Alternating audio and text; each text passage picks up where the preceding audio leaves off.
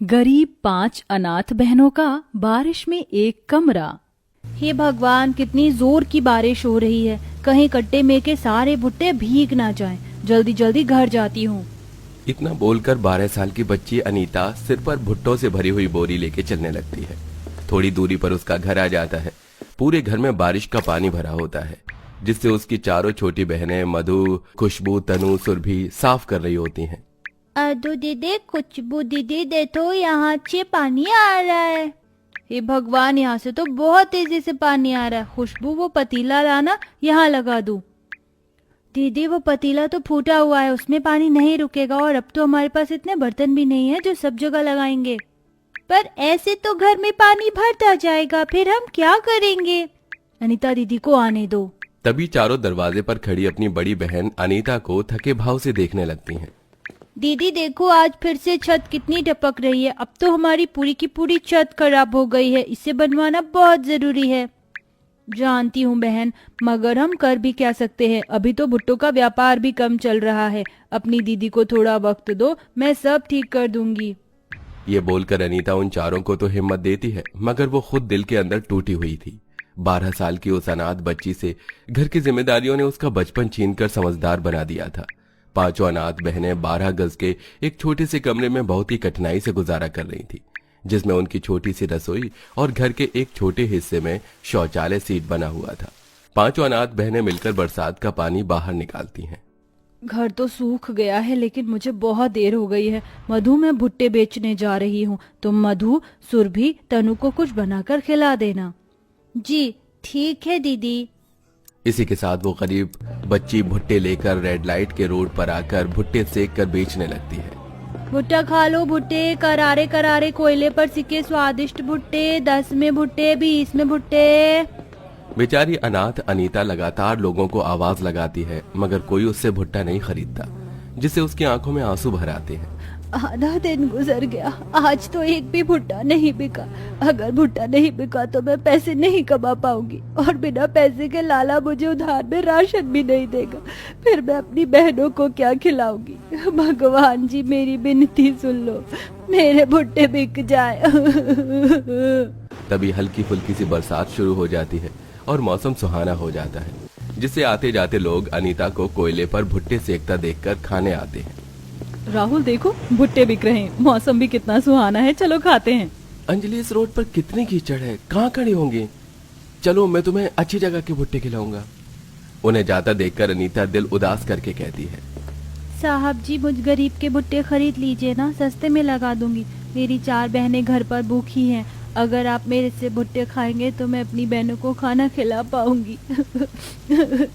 ये सुनकर राहुल अंजलि को बहुत दुख लगता है। कितनी छोटी सी उम्र है इस बच्ची की, पढ़ने लिखने की उम्र में इससे कमाई करवा रहे हैं। ऐसा करो, सारे भुट्टे दे दो। अनीता खुश होकर सारे भुट्टे उसे बेच देती है, जिसके बदले उसे 1000 रुपए मिलते हैं। आज तो अच्छी कमाई हो गई। बस ऐसे ही 2-4 दिन और अच्छी कमाई हो जाए तो मैं छत बनवा लूंगी। छत एकदम खराब हो गई है। थोड़े पैसे का राशन पानी खरीद कर अनीता घर आती है, जहां मधु अपने जले हुए हाथ को लेकर रो रही थी। पूरे कमरे में धुआं भरा हुआ था, जिससे परेशान होकर बाकी की तीनों अनाथ बहनें आंख मींचे जा रही थीं। दीदी, मुझको आंख में धुआं लग रहा है। मुझको भी धुआं लग रहा है। सुरभि, खुशबू, तनु को लेकर बाहर जाओ, मैं खाना बनाकर तुम्हें बुला लूंगी। और मधु, तू क्यों खाना बना रही थी? जला लिया ना हाथ, मैं तो आ ही रही थी। तभी डबडबाई आंखों से मधु जवाब देती है, दीदी, तुम भी तो थक कर आती हो। हमारे लिए इतनी बारिश में भी भीगकर भुट्टा बेचने जाती हो, इसलिए मैं बना रही थी खाना। तू हट, मैं बनाती हूँ खाना। बड़ी कठिनाइयों से अनीता सबके लिए खाना बनाती है, मगर छोटे से उस कमरे में एक तरफ रसोई तो थोड़े हिस्से में जलाने के लिए लकड़ी और उपले भरे पड़े थे, और बाकी बची जगह में बिस्तर रखा था। तभी जोर जोर की बिजली चमकने लगती है, और फिर एक बार मूसलाधार बारिश होने लगती है, जिससे सोने की जगह में मिट्टी और कंकड़ पत्थर गिरने लगते हैं। दीदी, ये तो छत की मिट्टी गिर रही है। अब कहाँ बैठ कर खाएंगे हम? और कोई चारा तो दिख नहीं रहा। चलो यहाँ बैठकर खाते हैं। एक कमरे की दिक्कत के चलते बेचारी 5 अनाथ बहन जी मार कर संडास के पास ही बैठकर मजबूरी में खाने लगती हैं, और बहुत ही किल्लत में एक दूसरे से चिपक कर सोती हैं। तभी तनु खुशबू से लड़ने लगती है। ओ खुशबू दीदी, थोड़ी खिसको, मुझको गमी लग रही है। मैं तो पहले ही दीवार में सोई हूँ, अब कहाँ जाऊँ तनु?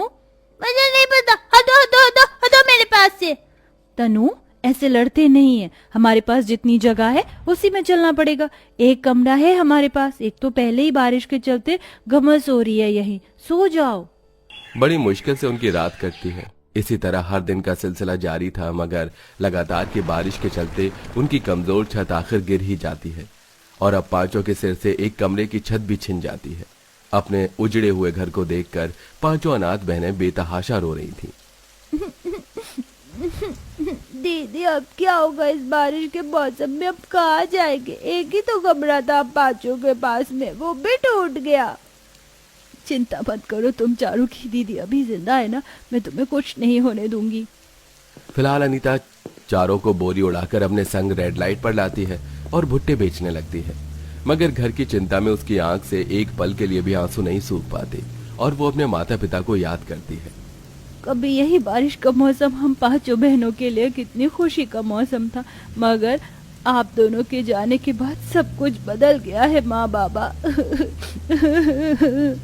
सरजू और ममता दोनों पति पत्नी किसानी करते थे। सालों की मेहनत लगातार थोड़े थोड़े पैसे काट कर बचा कर उन्होंने किसी तरह 12 गज का एक कमरा बनाया था, जिसमें 7 लोगों का रहना मुश्किल था, फिर भी वो खुश थे।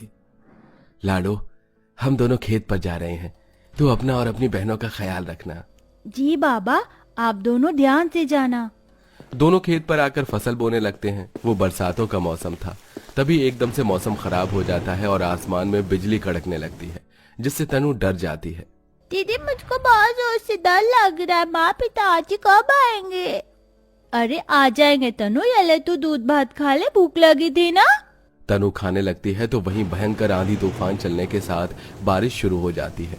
डरते हुए ममता ने कहा, ए जी घर चलो, पता नहीं इस मौसम को देखकर मेरा मन बहुत ज्यादा घबरा रहा है, लगता है बिजली गिरने वाली है। कुछ नहीं होगा ममता, बस 1-2 क्यारी में और बीज लगाने रह गई हैं, फिर चलेंगे घर। दोनों बीज लगाने लगते हैं। तभी एक बड़े झटके से आसमान से बिजली खेत में गिरती है, जिससे खेत में कई फीट गहरा गड्ढा हो जाता है और दोनों जान गंवा देते हैं। खेत बाढ़ के पानी में डूब जाते हैं, जिससे बेचारी उन अनाथ बहनों को अपने माता पिता की लाश देखने को भी नसीब नहीं होती और तब से पढ़ाई लिखाई छोड़कर अनीता बहनों की जिम्मेदारी उठा रही है। बीती हुई यादें अनीता को नासूर की तरह चुभने लगती हैं और वो रोते हुए कहती है, नहीं, जो मेरे माता पिता के साथ हुआ वही खेल तू हमारे साथ नहीं खेल सकता भगवान।